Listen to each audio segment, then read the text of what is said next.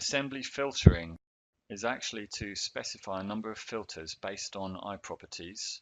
For instance, the part number begins with a certain string of text, and then I can create view representations that will auto update if the contents of the assembly change. And it's a way of isolating, diagnosing problems in an assembly.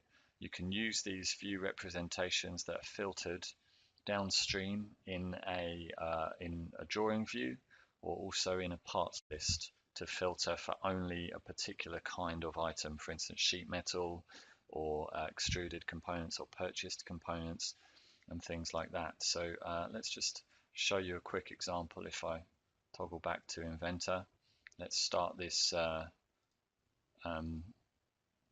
filter tool, and let's just add a couple of view representations. What this assembly filtering tool allows us to do: 30, the part number begins with 60, and the part number begins with PC for polycarbonate.